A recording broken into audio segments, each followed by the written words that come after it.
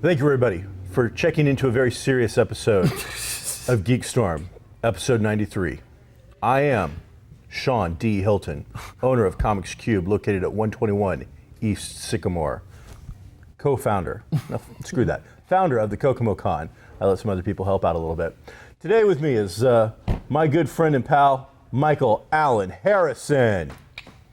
Straight off of a stretch of doing some trooping and raising money for charity this weekend because he is a good guy. Mm-hmm. So, Mike had a new costume that you debuted at PopCon this week. I did. PopCon went a little more successfully from last year from the reports that have trickled into the GeekStorm Resource Center. I have been hard at work compiling the data. You've literally been sitting here 30 seconds, but go ahead. What I have learned is that the show had a new emphasis this year, kind of got away from the Comic Con style roots and has gone in a new direction. Mike, tell us all about it. Attendance-wise, it was a great success. They had more people on Friday than they had on Saturday last year. Interesting. An improvement in attendance. That's good. Mike, please, pray continue. I don't know what you're doing. Just stop. Good engagement, Sean. Good engagement. Thank you.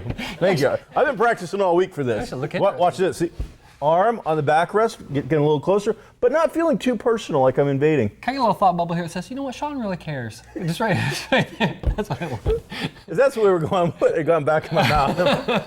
Nobody's going to care. It was a good show, very good show. It was a lot different. There were only 3 comic book vendors in the whole show. Three. And I wasn't one of them. You were not. So much different emphasis on, there was a lot more original art. There was a lot more original products, a lot of like knitting things, you know. Knitting? Yeah, like somebody crocheted Wonder Woman type of thing, you know. That type bracelets? of crafting things. But the big surprise was this, I don't know if you've heard of the YouTubes. The YouTubes. No, Mike, please inform me and the rest of our audience of GeekStorm what the YouTubes are. Well, apparently there's this thing called the World Wide Webs where you can go and put like in... a spider? Well, you would think that's more of a metaphor, I think. Oh, okay. But this group of 4 guys, and I don't know their names, Mark Plyer, Mark Apelier, Mark something. A lot of Marks. Yeah, I can't remember his name. Mark Aurelius? There's 4 of them, and they've become famous for what I guess is sitting, playing video games, and talking, kind of Mystery Science Theater 3000 their way through these games. And there were 4 hours worth of people every day waiting to get their autograph. So a 4-hour line. Yes. To get this. Yes. So why are we doing GeekStorm? Why are we not doing this? Because like the 4 people that watch this would probably watch us play video games. Yeah, you're right. Probably. Or what do you think they're playing? Do we have any clue? Any idea? I don't know. Because you and me can get an Atari 2600. Right. You go, oh no, Harry, you've fallen into a pit again. We have to do the accent? Well, yeah. If we want to, appease the international audience, we can't come across as crass Americans. You're going to have to be Canadian, eh? It's a stretch, but I think I can do it. Nobody hates Canadians. It's not a real country anyway. Okay, so, but yeah, you've got, I mean, literally hundreds of people waiting in line to get these guys' autographs, to shake their hands, do whatever. And YouTubers I guess playing video games. There was a real problem because at first the PopCon people didn't know that there was going to be that kind of response, so they did not temper the guests with, hey, listen, you can only spend like 10 seconds with each person, okay? Gotcha. And that's a lot, actually. They were sitting and talking, blah, blah. So that kind of ticked people off, but that's a thing. What are you going to do? Nobody wants to be in the line. Right. I don't care if it's a gas line, a bread line, Right. or a line to see YouTubers for 4 hours. Right. You don't want to be in it. You want a VIP pass to speed right to the front of that line so you can say, hey, I love the way that you did that whole thing when you did about it. that Right. Halo Right. thing where the guy did that thing. Right. It was a much younger audience for this con, a lot of costumers, but it was just sad to kind of see this huge crowd for these guys who, I don't know, but it's fine, people know them, And Resident Evil. Then you've got Edward James Olmos sitting right there with Who like is? two people at his desk. Stand and Deliver, The Old Man in Battlestar Galactica, Agents of S.H.I.E.L.D. most recently. Just been... So a famous geek actor Yeah. was being ignored Yeah. because YouTubers. YouTubers. John Delancey was there too, also, with not much Q of from Star Trek. not much of and a, the voice of somebody that's very popular from My Little Pony. My Little Pony. Yeah. Like misinformation or discomfort or It's a bad guy character, but I don't he's know like his a name. malignant guy and he's got like this weird kind of name. So hi all our My Little Pony fans who They're out there. now clicking. But isn't this program aren't we seen on YouTube? Yes, we're on the YouTubes. We probably get more views on the YouTubes than other places, I would think. But you'd think after 93 episodes, we would find a way to, Get more than 4 people. up the numbers a little bit. So if you want to see us playing video games, I'm not above that. Sure, I'll do it. I mean, I'll play. I've still got my Atari 2600s ready What's to go. funny is Frogger. the Facebook Merp, pages merp, of merp, PopCon after the con were filled with people saying, "Hey, let's get some YouTube channels together. Let's get some YouTube programs together, and we can be on there next year." It's kind of silly, but it was good. Really had a good convention, great turnout, great crowds. I don't remember the 501st how much they made for charity, but they. Do you know they what made charity quite a it bit. was this year? It was Gleaners Food Bank. Gleaners Food Bank. Right. Excellent. A worthy charity. Sure. And the 501st, the semi-professional costume group that does all Star Wars characters, the 501st being the Imperial or Dark Side. Right. And also now Rebel Legion is joined in, and Correct. you guys have formed a network. So these guys are dressing up in costumes, taking pictures, and then also gathering up money for charities, this time Gleaners. So congratulations. You know what, let's pound that right there. That's worth it. And that's the Death Star. Singularity. Death Star. Okay. Which one? It's all good. There's significant So, differences between Death Star Earlier and you Death had Star, mentioned too. All right. the knitting and crocheting of Wonder Woman's bracelets. I didn't say bracelets. You said Entertainment Weekly has just released a very fine photo Uh-huh. of DC's Holy Trinity, Right. the big three, Right. Wonder Woman, Batman, and Superman, all in We costume, might be able to put it right here. looking directly at the viewer. No shadowy stuff. We're not going to hide the costume. Now remember back in the day when Batman would be coming out and they wouldn't show us the costume much. These things were secret. We didn't get to know about it. Yeah. Nowadays it is like served up on the golden platter before geekdom and all This movie the doesn't come computer out world. for more than 6 months. I think April or May of next year. March of next year. Okay, that's a long time, and it's on the cover of Entertainment Weekly. That's crazy. It's crazy. I don't know I don't know if it says more about the marketing strategies or just the vacuum created by people needing and wanting more and more information about stuff that's so far away because we told you about it a year and a half ago. You know what I mean? It's Well, I think weird. some of it is about the advertising. Again, trying to get people so embraced that instead of keeping things at a surprise now, they want you to feel as if you're a part of the family, that you have a emotional investment in the success of these films. So I think that's a marketing ploy. But I think, and I want to discuss this. This is a big movie for this. This is kind of, I think, make or break for DC, Warner Absolutely. Brothers for their movies. Absolutely. And when's it coming out? March of next year. March. Yeah. We don't have the guts to go into the summer market. We're going to wait for the dulls of March. Well, here's the problem, and I'm not crapping on your point, but two things. Okay. One, it was originally scheduled to come out in 15, not 16, so they had a better date in 15. I think it was a Christmas movie. They pushed it back for various production reasons, and there were a lot of dates already taken in 16. There's 7, counting this one, there's 7 superhero movies coming out, let alone other genre but not superhero movies that are big movies. So there weren't a lot of places to go. Maybe in March they're thinking they're going to be the first of the summer. We're getting earlier and earlier and earlier. I remember, it was years ago now that Gladiator kind of set the trend of we're going to do early, like April's. We're going to start in spring, and then you got the Fast and the Furious that did that this year and kind of set it off. March is a little too early for that sort of thing, but because I think you are looking at just a very dull, bland box office usually at that point in time. Nobody's releasing much. They should, if they don't own it, then it's broke and you can't fix it. January, February, March usually is just awful for movie going. Beautiful photos, though, of those 3 characters. Looked great. They look great. I think it's going to appeal to a lot of fans. Obviously, Superman didn't look much different. No. But we finally got a really good, clean shot of Ben Affleck. And I don't remember the young lady's name playing Wonder Woman. Gal but Gadot. Gal Gadot, she's coming on, and that looked pretty sharp to me. I thought that looked It did. really, really well done and well put together. I agree. So good on them. Unfortunately, following some of that news, GeekStorm fans, it saddens my heart to tell you that Daredevil and Elektra have split, and they've gone their separate ways. And it wasn't a Psy this time that did it. No, I would imagine You see it.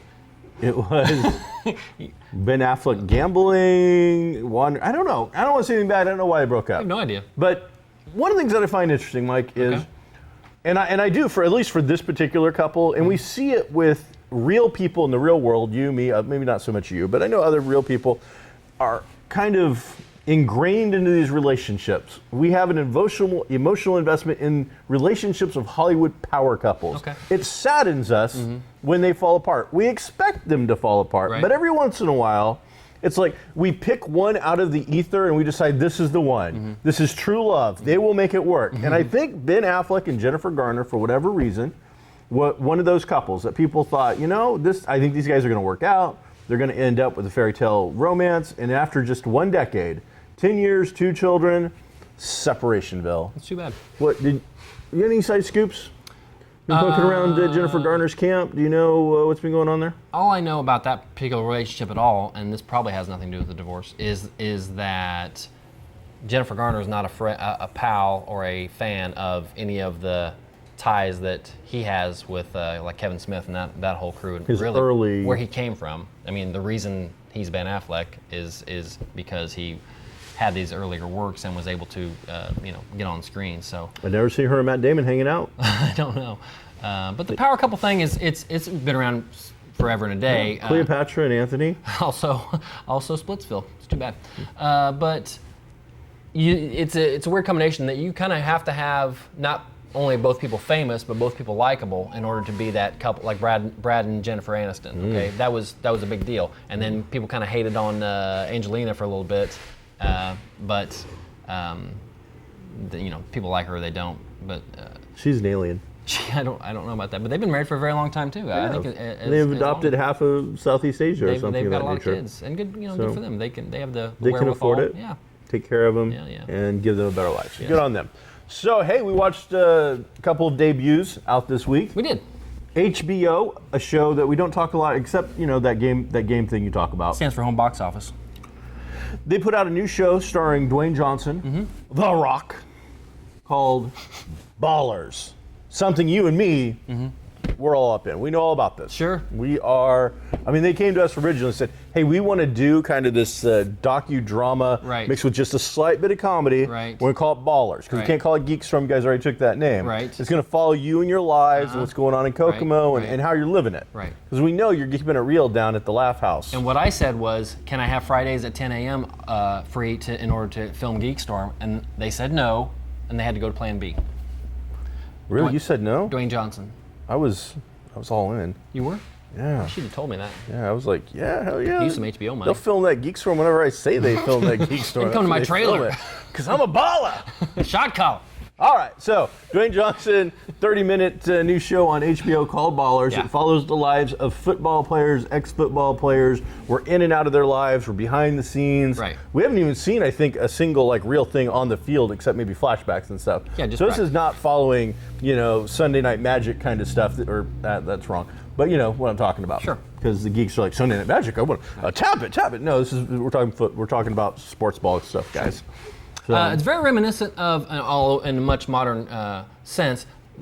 One of the very first, if not the first, HBO series was called First and 10.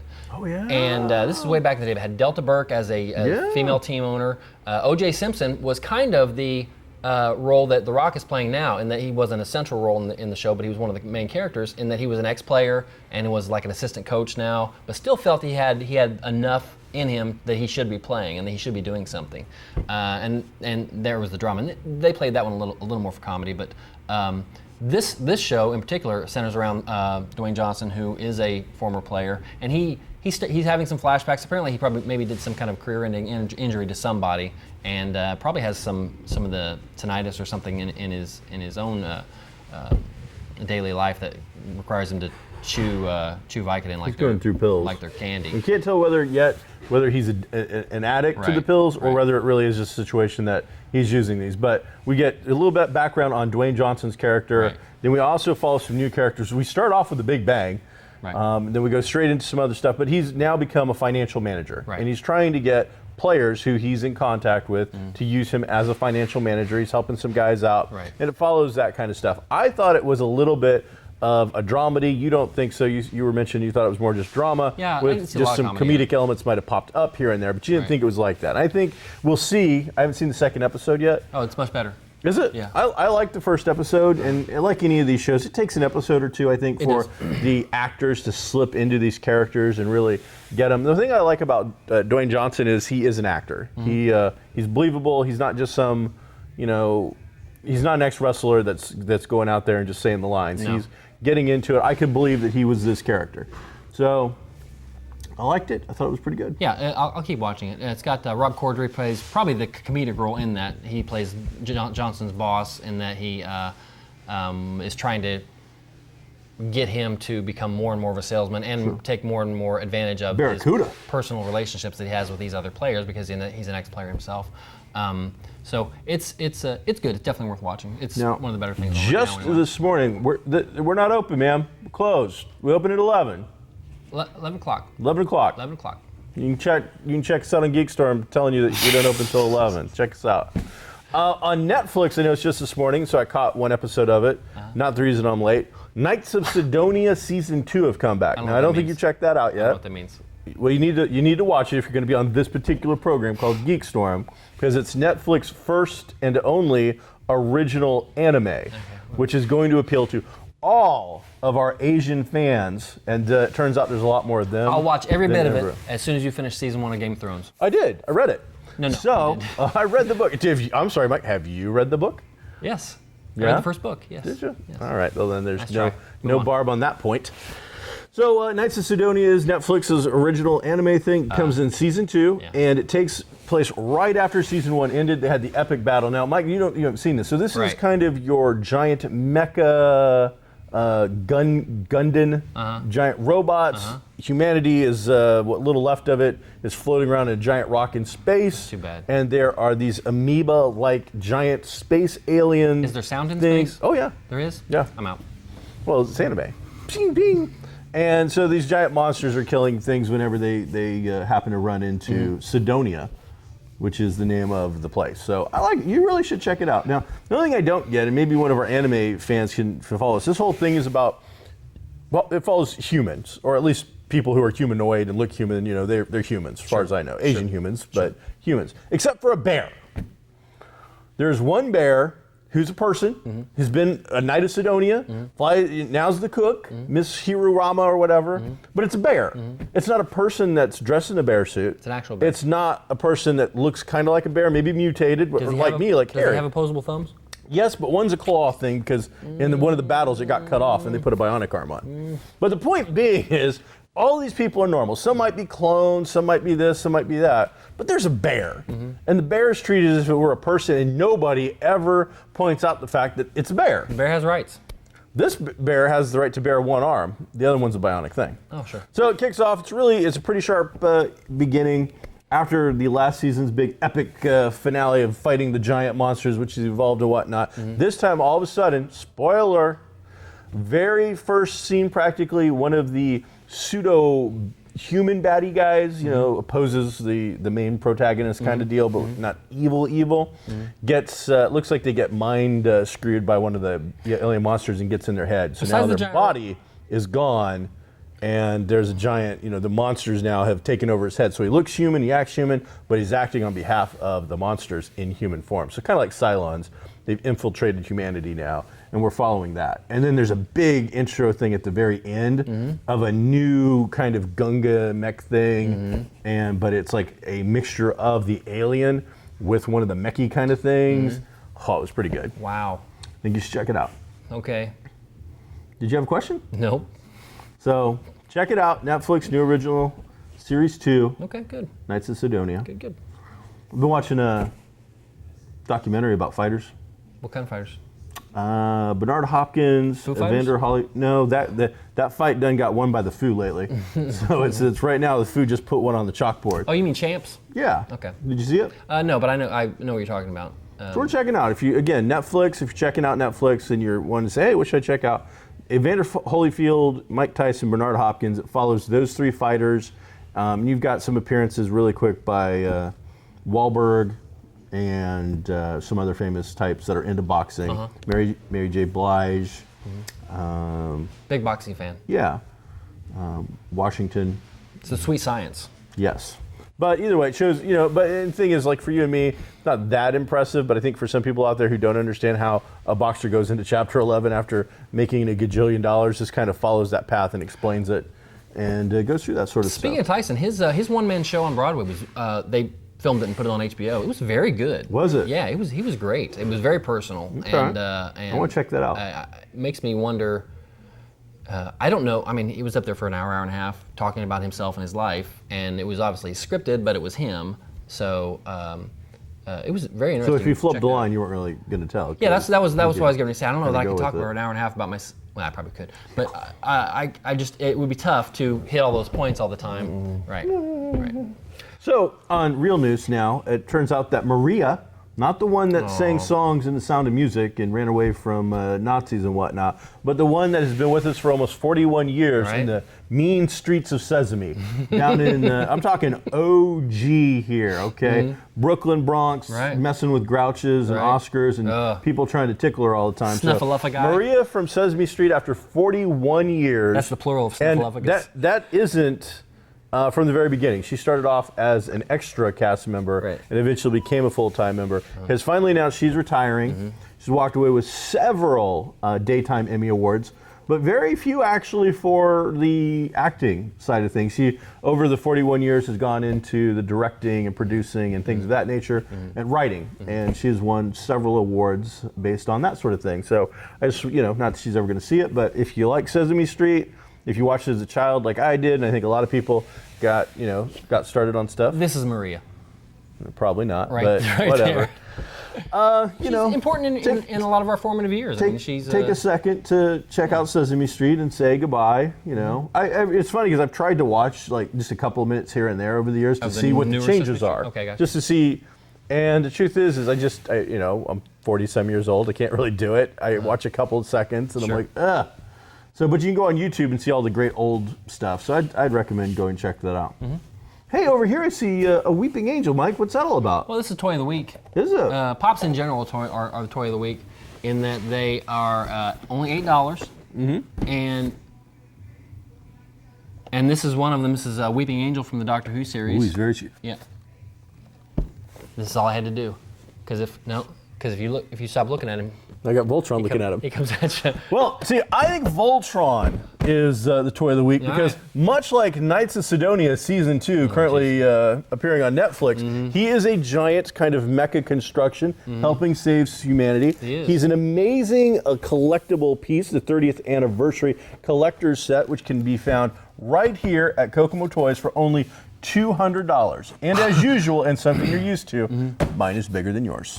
I never watched more than 3 seconds of Voltron. That is probably more Voltron than I've ever watched in my life. I do know that they are all separate robots like Transformers, and they're lions. Right. But then somehow the lions like hold aloft a magic sword and call upon the power of Grayskull or something, and then they turn into a giant robot that still looks like pieces of the lion. It's not like a Transformer where it's hidden well enough. You're like, oh yeah, that was a robot all the time, not a battleship. No, it's like his arm is obviously a lion. It's really kind of weak. But the toy itself is pretty cool. It comes with a carrying case handle, which I think if your toy is coming with carrying case handles, that's telling you right there it's legit. This toy in the world that we come from is a baller. Wait a minute. He's right. So there you have it. I think we're out, right? No, we good? You want to be out. Yeah. 7 minutes. Oh, 7 minutes. Well, that's so much cool time to talk about some amazing things. So what else? I just checked out a new summer television show, James Patterson's The Zoo. Now, for fans out there, James Patterson is a fake writer who has a bunch of other people. I don't know any of that for a fact, but Yeah, he's written No, some there's some people that love him and love his work, but written some books. he pounds out some crap. He puts out a lot of material, so it would be hard to think that he is involved from A to Z all the way. So the zoo, it's kind of embarrassing right now for me. It's about a world where all of a sudden the animals are taking on some virus or something and becoming incredibly smart and aggressive and are taking out humans. This is no joke. Right before I see this, I'm working on my Gen Con adventures, which is less than 30 days away. And one of them is about a group of co-ed kind of scouting group in the 1950s. We call them the Wilderness Kids. Oh, that's nice. And the idea is they go to zoo, and the animals are becoming super evolved from one of the monkeys that had gone into space. It's always monkeys. Every time it's monkeys. Well, because, I mean, a dog did get sent into space. They spent a lot of stuff into space. A lot of mice have been in space. But the United States Air Force sent 2 monkeys up in a actual rocket at about the time period I want. So instead of the real history, they splashed down and got brought out and blah, blah, blah. These guys crashed down into the Kokomo Zoo where they escape, and then they've gone through the cosmic rays that the Fantastic Four went through, and they become super genius monkeys. And now they're going to evolve all the other animals at the zoo. And so while I'm writing this, all of a sudden there's this TV show that's ripping off my idea. Wait a minute, ripping off your idea? Yeah, and when you just walked through this toy store and said, "I'll take this piece of that and this piece of that and this piece of that," and threw it all into your adventure. I mean, come on, you've got enough money and enough time and enough backers. You can come up with your own original ideas. Whatever. You do not have to be ripping off this one, just the sole author in Kokomo, Indiana, trying to put together his kid's adventure and then making a TV series about it as well. It's for the kids, James. It kind of hurts. I'm just saying. Working really hard on it. Watched it. It's your typical television kind of stuff. You're supposed to be having these creatures, these animals, like just destroying, eating, and mauling humans to death and slowly taking over the world. So you're building up this suspense thing. It kind of has that feel of that 70s disaster era thing where you've got separate groups of people that are completely separated from each other, like going about like, hey, wait a second, I've discovered over here that blah, blah, blah, blah, blah. But meanwhile, over in Africa, we've got this guy and he's doing this and that and whatnot. So, by the way, if you were ever in the savannah and you and me were like buddies and park ranger type people or whatever, and we decide that we see a crashed vehicle up ahead while we're taking our cool savannah buggy thing out, and we decide, wait, something's wrong, and we get out, one, we should park somewhere within the vicinity of the vehicle we're going to check out. Okay. So in the show, you guys see like a bunch of people are missing and they think something's happened. They're pretty sure lions might have attacked, but that seems really strange. Right. So they go out, they see a vehicle from the place. And they park like 50 yards away from it. There's nothing around it. It's just tall. It's that whole, that savanna grass style stuff. We call it hay, but whatever. It's just super tall. But we're going to park away from this thing. We could pull up right next to it and touch it. But no, we're going to park from here to the tank over in Foster Park. Right now, by the way, we're being filmed at Kokomo Toys, so that's quite a distance. And then we're going to walk all the way to it. I can tell you why. Why? They wanted to preserve this crime scene for CSI Africa. Coming this year on CBS. That's exactly what was happening. So, not only that, but then short-sightedness on you your part. decide you're going to go and check out the vehicle 50 yards away. Sure. I'm going to back us up about 20 yards away from the vehicle to make sure that if anything might happen, I've got a gun. Right. When you go in, a lion follows you in and then mauls you to death. Wow. I jump in the car and leave you. Now, I've already said that you're like my best friend in the world. I'll take care of you no matter what. But as soon as one lion, and by the way, in there, I hear gunshots going off a lot. Is it the lion? I don't think so. Okay. It wasn't a bear. Lions can't bear arms. So, yeah, this guy goes in, you hear shots, blah, blah, blah. A survivor chick runs at me, and I'm like, we're out of here. I'm like, what is that all about? This is just, it's bad TV for bad TV I don't for wanna bad watch. TV. I'd like to thank you for taking the bullet on that one and not. And on top of the whole idea is that I wasn't going to, but the big part in this one, especially for the graphics part in this first episode, is lions. You got lions from a zoo escape and maul people in Kokomo. They're the king of the jungle. And then you've got lions in Africa, and they're mauling tourists and stuff like that. But of course, it's on television, and we're not even talking AMC television. We're talking like ABC or NBC or one of those three-letter things. So, it's like maul. It consists of jump and then some shadows and then maybe some blood somewhere, but nowhere anything else. Were there any squirrels? There were cats, but no squirrels that you saw. Cats are normal cats all disappear. There's a little not creepy scene good with people. them. So Cats are not ensemble good. cast, and then after I see that you die in the Jeep thing, actually I never saw you die in the Jeep thing. I just assumed that I'm going to take off with the surviving woman terror. Off-screen tourist. death? Kind of. I mean, that's you just don't sad. see anything. Then they show you previews for the upcoming season, which you see that guy and his buddy back together, obviously in the future a little bit. So you're like, what is going on? So yeah, Penguins? Any penguins? I haven't seen any penguins yet. So far, it seems to be felines of all sorts because you had cats and lions, and it looks like birds from the previews will be involved as well. So, and there's a lot of television coming out for this summer. So I think you and Lauren touched on some of that during your We did. episode. We So anything good that you've been following that people should continue to check out, or is it just run and go to the box office? Right before Ballers is True Detective. It's also in its second season, but second episode was this last week. I liked it much better than I did the first episode. It is like American Horror Story in that it's this season is a different group of stars, different group characters, and A new story. New story altogether. Same name only. Maybe same producers, but very kind of a slow burner thing. I don't like Colin Farrell at all, and so it was tough for me to get into the first episode. But once it got started, and especially the second episode was much better.